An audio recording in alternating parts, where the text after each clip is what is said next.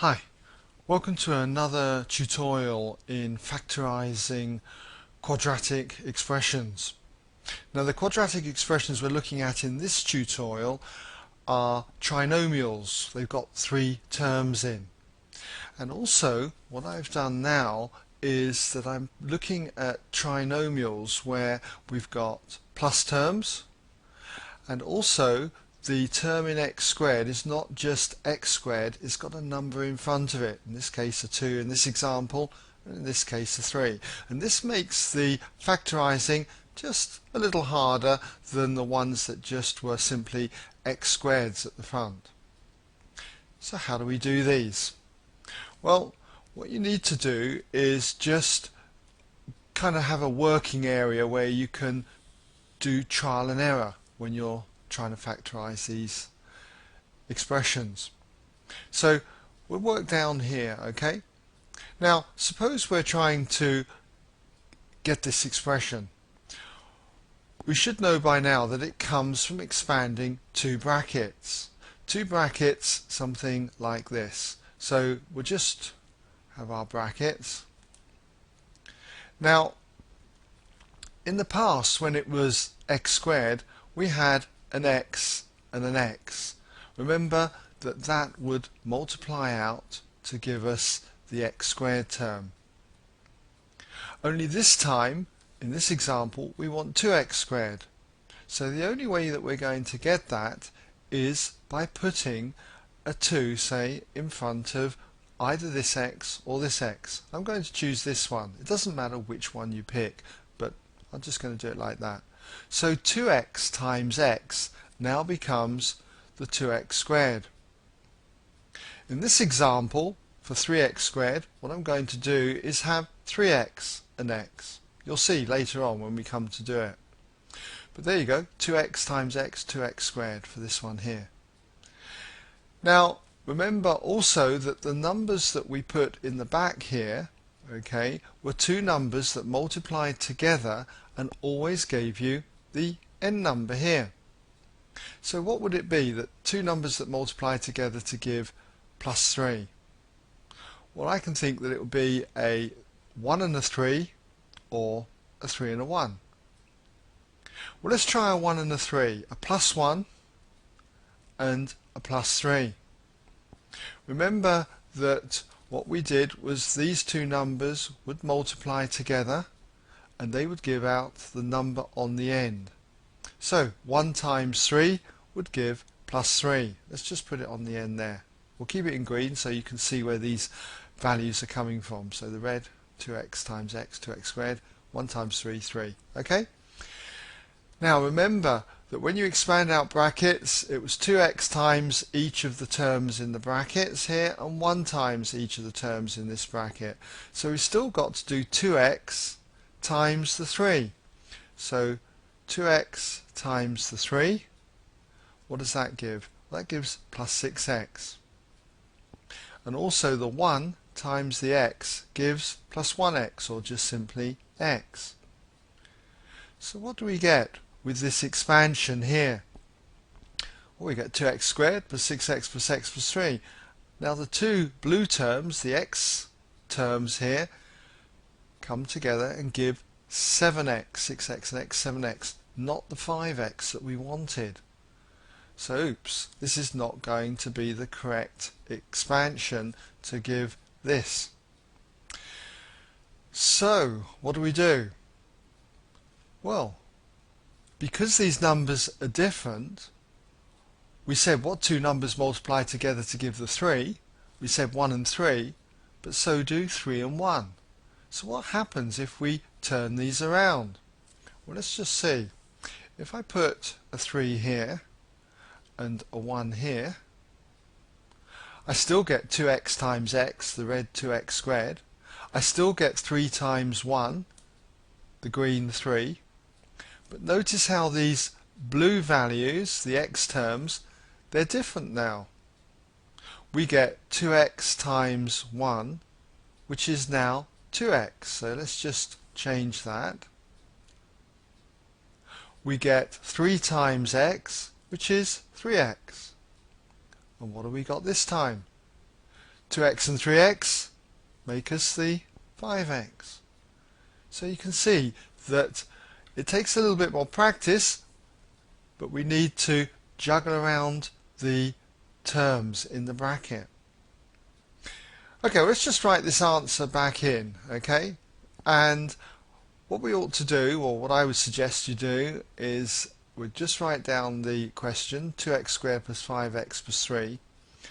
And all too often I see people just simply write the two brackets down below, 2x plus 3 and x plus 1, without any connection at all between them. And I would certainly discourage this. Try and link your statements. Try and avoid writing equals, by the way, okay? Try and avoid writing 2x squared plus 5x plus 3 equals 2x plus 3 times x plus 1. We're not dealing with an equation here. This is an identical expression to this one. So use the identity sign, okay? The identical sign. And try and set it out horizontally like this, rather than directly underneath. Okay, right, well that's said and done. Let's go on to this next one. 3x squared plus 11x plus 6. Let's see what we've got. 3x squared plus 11x plus 6. So if we had that question, what's it going to be identical to? Well, it would have come from multiplying out two brackets. Okay, and as I said earlier, the two values that we've got to put at the front here have got to multiply together to give you the 3x squared. Now again, I would encourage you to either write this in pencil so you can keep rubbing it out, or grab a spare piece of paper so that you can try out your ideas. So let's just try it down here. Our two brackets, we've got a 3x and an x, so we know that they will multiply out to give 3x squared. So we've got that covered. Two numbers now that multiply together to give the plus 6. So what can that be? Well, there's loads of things out there, isn't there? There's going to be a 6 times a 1, for instance. Let's try that, okay? A 6 times a 1 plus 6. Oops, I better just write that in black. Okay, so plus 6 times plus 1. We know that when we multiply these two numbers together, we'll just do that in green, we're going to get the 6 on the end. So we'll put the plus 6 down there. So that's covered. But what about the x terms, which we get from doing 3x times the 1 and 6 times the x? What's that going to give us? It's going to give us 3x times 1, 3x, and 6 times the x plus 6x. What have we got? We got 9x, not the plus 11x that we wanted. We know from the previous one that if we change these numbers around, the 6 and the 1, we're going to get different values in the middle here. We'll still retain the plus 6, so we'll just swap that around. Okay, we'll rub that one out and we'll rub that one out, swap them around, so we've got a 1 here this time and a 6 here. So we've still got 1 times 6 is that 6. But what about the blue values, the x terms? Let's see what we get this time. 3x times 6 is now 18x. So we've got 18x there, and 1 times x is just 1x, or x. This time though, we got 19x, not the 11x. So it's neither 6 and 1 or 1 and 6 that we needed. So maybe it's another pair of numbers that multiply together to give plus 6. What could that be? Well, it could be 3 and 2, or 2 and 3. Let's try 2 and 3. Let's put those in, a 2 and a 3.